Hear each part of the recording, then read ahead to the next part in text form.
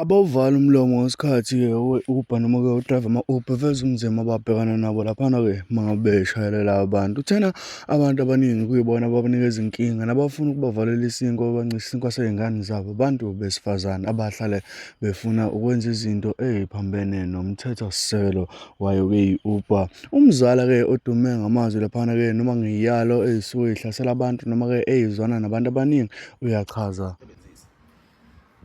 Bafethu kunento engifuna uku-emphasize. Yabona i-custom ake ngithi client. Makuthiwa i-customer always right. Basuke beqinisile. But kunento esilimazayo thina njengama drivers ama-Uber. Ama-client awasihloniphi. Yangizwa mzala? Ngizwa kahle kahle. Ama-client awasihloniphi. Let me tell you this. Umuntu mayegibela emotini kuhlukene ama-category, khona u-Uber Go, khona u-Uber X, khona u-Uber XL, khona u-Uber Comfort.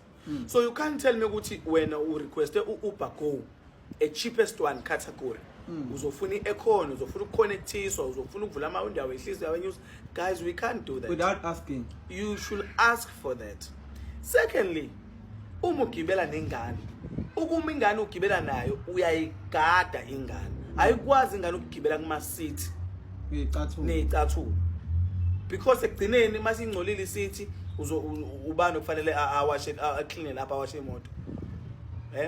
Ngoba mase ngicela ngithi mina hayibo bafethu ngicela ulungise lento le ingane igadi. Ayikwazi ingane ukugibela icathulo. Uma ingane ihlule ekhaya ayikwazi imoto wena into osuyikhokhela i-service. Wena ukhokhela i-service yokuthi u-driver kuthathe ayokubeka ekhaya ufike ekhaya usafe. Kuphela. That's it. Anifundeni my client ukuthi nibahloniphe o-driver mama Uber.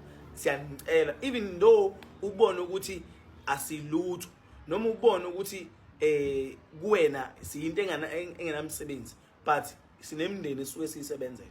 Because uma ngabe wena uthatha i-report ubikele u-Uber, u-Uber uzolalela wena njenge-client abhlocke lo muntu.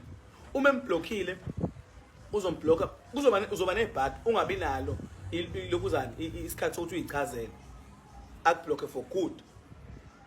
Akublock wona ama-platforms okudrive. Umsebenzi uphelile. Lento ngishiso ukuthi uza kwethu ugibeze i-client. Le ntombazane, of which means amantombazane vela ne-attitude. Ntombazane mayifike ifuna ukukonnectiswa, ifuna ukuchargeiswa, ifuna i-econ. Ayifuni intombazane ukungadlulisa impezi ngicela ngidlulisa la ngifuna ukwenza ukuthi if you know ukuthi ufuna ukudlula somewhere, you should add i-stop. Uma us-add i-stop utshela u-Uber ukuthi ufuna ukudlula somewhere, because uma udlula without notifying u-Uber shothi u-Uber yabo uzobona u-Uber ukuthi lo muntu ukwi-trip parakasayi la kaya khona wayeshintsha i-direction. Obviously wena ma usubika ku-Uber ukuthi lo driver ubengekho right this and that uzokukholwa because aniqondanga straight with destination. Nidlule somewhere without notifying u-Uber ukuthi wena ufuna ukudlula somewhere. You understand what I'm saying? Ama-client awakufunda ukuhlonipha. Lo msebenzi lo siyawuthanda. Asiwenze ngoba nakho mhlambe sichoma. Asivuke ekuseni ey'ntathu silale ebusuku ngoba nakho sichoma. Lento esiyenzayo siyenza ngoba isisiza ibeka isinke etafuleni. Siney'ngane sinemndeni esiyondlayo ngalento esiyenzayo. Uma imoto ingasakhokhi angeke kube mnandi. Wena impilo izoqhubeka ngoba usuke unendoda mhlawumbe esukupha imali. Usuke unomndeni wakho. Ama-client awafundi ubahloniphe o-driver bama-Uber. Yes, i-majority o-driver siyazi ukuthi there and there kunalapho ababuye bengenzi khona kahle. Of which means understand lokho. Kodwa musu uthi uma ugibele emotweni ugibele nge-attitude.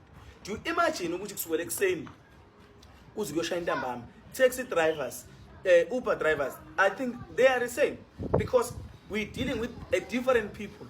Abantu abehlukene mzala esidila nabo each and every day. Khona umuntu ogibele ku-Uber waliwe indoda, omunye ushawe indoda, omunye ekhaya kubo ukadebelo, abanye baxabene nemndeni, abanye bakhipha izisu, abanye omunye ziningi izinto abantu abagibela nazo. Of which means individual mina fanele ngidile nayo lonke lolu hlobo lwabantu. Umuntu afike ne-attitude. Mina ngikwazi ukuthi wena waliwe, angazi ukuthi kadulwa, angazi ukuthi adwenzani. You understand? Fanele ngihloniphe ngisho bad. Uyazizwa na ukuthi uyabheda. Yabo, uyazizwa ukuthi uyabheda.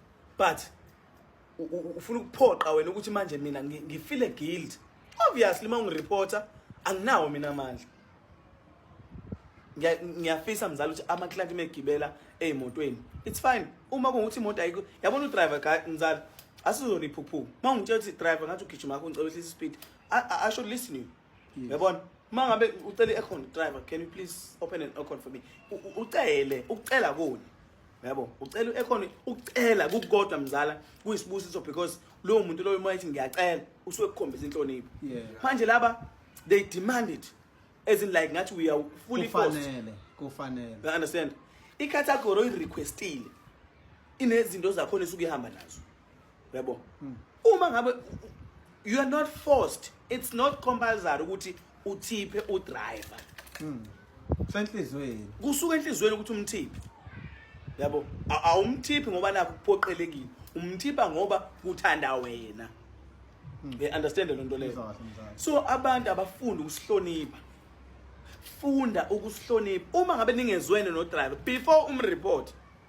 menza understand ukuthi lento akayenza kwena i-wrong menza kufeel ukuthi lento ayenza i-wrong so uma ngabe wena uzovele ujump into conclusion uhambe yomreport aphele nomsebenzi yini ezokusiza wena uzojajuliswa yini ujajuliswa ukuthi umuntu asakwazi uqhubeka nempilo abanye abantu besifazane bayabuyiselana emuva nempilo ngisho lento ngoba abantu besifazane abanale attitude I sonke ukuthi singo driver we always right there is some of the drivers avele be rude of which means imzala khona abantu abazalwa vele bengakwazi ukuzehlisa bengakwazi ukuhlonipha asikwazi ukubaphoqa ukuthi behloniphe bengakwazi kodwa ake beyilungise lento le ukuthi you can't just report me ukuthi omunye umuntu mekuzondile uzothi ngigibele udriver bedakiwe you understand lo nto uber obviously uzokukhola uzokublock mina mzala utshwala ngiphuza kodwa uma ungathi wena bengiphuzile obvious uzongikhola uber angisenayo mina igumbi lokuthi ngizidefend ibhlungu wele ngoba omunye wethu ubamblockile yayizwa lo nto bamblockile ake akakazukwazi ukusebenzisa leyo app yakhe yabo for I think up until further notice